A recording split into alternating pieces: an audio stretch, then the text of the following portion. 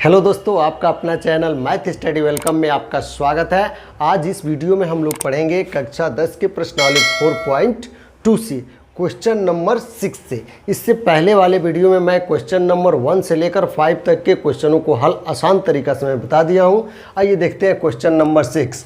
X square plus 9x minus 10 equal to 0। इसके मध्य पद को दो भागों में बांट करके और आपको गुणनखंड करना है, यानी इसका मूल ज्ञात करना है। ठीक है, तो बिल्कुल ध्यान से देखिएगा, यहाँ पे माइनस है और यहाँ पे प्लस है। प्लस माइनस का गुणा माइनस से होगा, यानी घटाने पर 10 का ऐसा गुणनखंड करिए कि घटाने पर कितना मिल जाए, 9 मिल जाए। तो 10 में 1 का गुणा करते हैं तो 10 से कम कितना हो जाएगा यहाँ पे, तो 10 से कम 10 हो जाएगा और 10 में से 1 निकलेगा तो कितना हो जाएगा, 9 हो जाएगा। है ना आसान। तो आप इसको लिखेंगे एक्स स्क्वायर प्लस एक्स, ठीक है, 10 माइनस 1, ये माइनस 10 वैसे ही हो जाएगा इक्वल टू 0।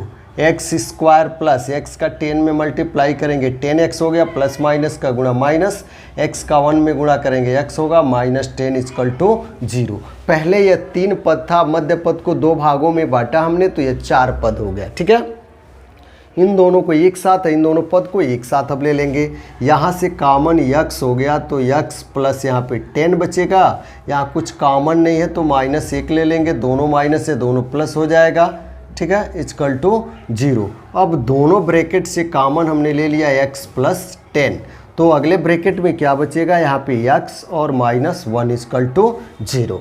अलग अलग 0 कर देंगे इनको, तो x plus 10 equal to 0, x minus 1 equal to 0। ये माइनस 1 है प्लस 1 हो गया, ये प्लस 10 है उधर जाएगा तो माइनस 10 हो गया, यानी x का मान आ गया माइनस 10 और 1। इसके दो मूल यही होंगे, यही इसका आंसर होगा। ठीक, क्वेश्चन नंबर 7 कह रहा है x square minus 3x minus 18 equal to 0। ठीक है, यहाँ पे कोई अंक नहीं है, यहाँ पे माइनस 18 है, माइनस का मतलब यहाँ पे घटाना हुआ है, यहाँ प्लस छुपा है, प्लस माइनस का गुणा माइनस, यानी क्या होगा, इसको माइनस का मतलब घटाना। 18 का ऐसा गुणनखंड करिए कि घटाने पर क्या प्राप्त हो जाए, 3 प्राप्त हो जाए। तो 6 में 3 का गुणा करते हैं तो 6 18 हो जाएगा, और 6 में से 3 माइनस करते हैं तो 3 हो गया।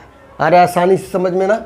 अब देखिए, इसको बिल्कुल ध्यान से देखिएगा, यहाँ लिखेंगे एक्स स्क्वायर माइनस और एक्स रहेगा, बस 3 की जगह पे हम क्या लिख देंगे, 6 माइनस 3 माइनस 18 रहेगा equal to 0।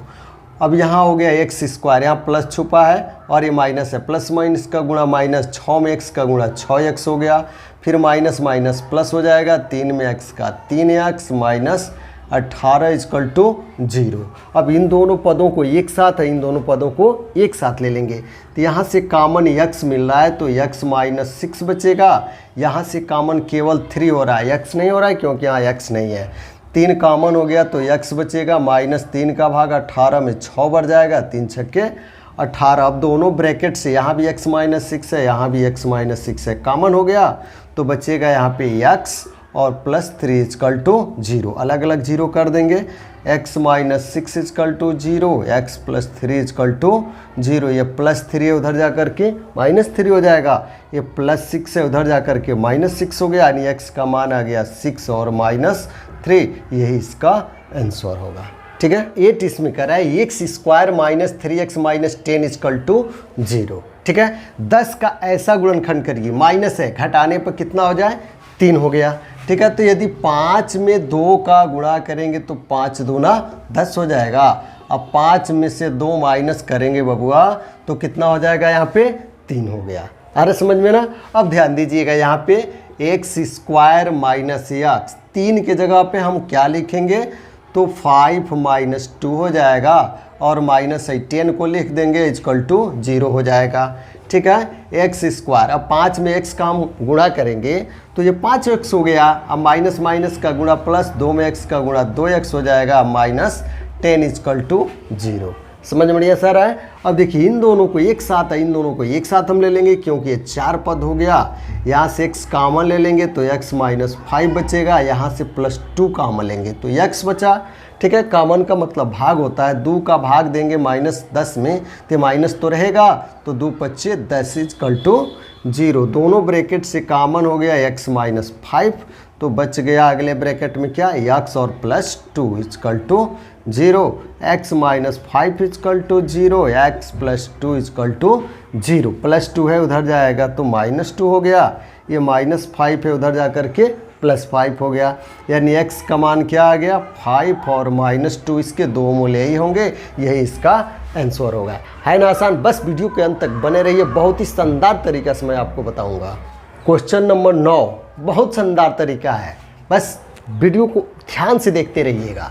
x² - 7x is equal to 30, इसका गुणनखंड करना है, तो x² - 7x प्लस 30 यहाँ पर है, इधर आएगा इजकल टू के तो माइनस हो जाएगा, इजकल टू 0 बचा। आप 30 का ऐसा गुणनखंड करिए कि घटाने पर क्या आ जाए 7 हो जाए, तो 10 में 3 का गुणा करते हैं तो 10 × 30 हो जाएगा, और 10 में से 3 माइनस करेंगे तो कितना बचेगा 7। क्यों घटाया गया, क्योंकि यहाँ पे क्या है माइनस है, तो x² माइनस, इस x को लिखना है 7 की जगह पे क्या लिख देंगे 10 - 3 -30 रहेगा इजकल टू 0। ठीक है, x² माइनस x का 10 में गुणा करेंगे -10x minus minus plus x का 3 में गुणा करेंगे 3x माइनस 30 इजकल टू 0। अब इन दोनों पदों को एक साथ है, इन दोनों पदों को एक साथ कर लेंगे। ठीक है, यहाँ से x कॉमन लेंगे तो x - 10 बचेगा, और यहाँ से 3 कॉमन लेंगे तो x - 3 का भाग 30 में जाएंगे तो पहाड़ा तो आता है आपको, 3 दहा में 30, 10 बार जाएगा। अब दोनों ब्रैकेटवा से कॉमन ले लेंगे क्या x - 10। ठीक है, तो बचेगा क्या आपको यहाँ पे x + 3 बचेगा इजकल टू 0, अलग अलग 0 दर्शा दीजिए, x - 10 इजकल टू 0 है, x + 3 इजकल टू 0, ये +3 है उधर जाएगा तो -3 हो गया, ये -10 है उधर जाएगा तो +10 हो गया, यानी इसके दो मूल आ गए 10 और -3, यही इसका आंसर होगा। आ रहा है बढ़िया से समझ में।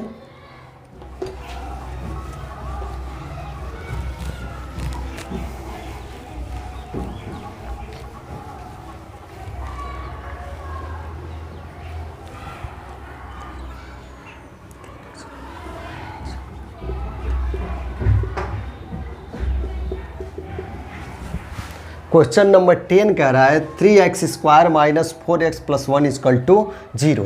अब x² का गुणांक क्या है 3 है, अचर पद इसमें क्या है +1 है, तो 3 एकम 3, 3 का ऐसा गुणनखंड करिए कि जोड़ने पर यह मध्य पद 4 हो जाए, तो 3 में 1 जोड़ेंगे तो 3 एक कितना हो गया 4, और 3 में 1 का गुणा करेंगे तो 3 हो गया। ठीक है, यहाँ पे हो जाएगा 3x² - x, और 4 की जगह पे 3 + 1 इजकल टू 0। अब यहाँ हो गया 3x² - 3 में x का गुणा 3x प्लस माइनस का गुणा -1 में x का x + 1 इजकल टू 0। अब यहाँ से कॉमन ले लेंगे 3x, तो यहाँ पे x बचेगा, -3x कॉमन हो गया तो 1 बचेगा, यहाँ से -1 कॉमन लेंगे तो x प्लस से माइनस निकलेगा तो यहाँ -1 होगा इजकल टू 0।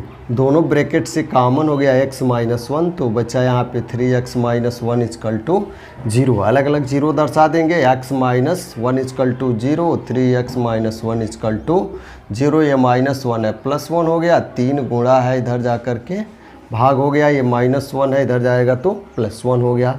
x के दो मूल आ गए, पहला मूल ये 1 है और दूसरा मूल है 1/3, यही इसका आंसर होगा। दोस्तों वीडियो पसंद आया हो तो लाइक शेयर और कमेंट जरूर कीजिएगा। फिर अगले वीडियो में मिलते हैं इसके अगला क्वेश्चन, तब तक के लिए आप लोगों को बहुत बहुत धन्यवाद। Thanks for watching my video.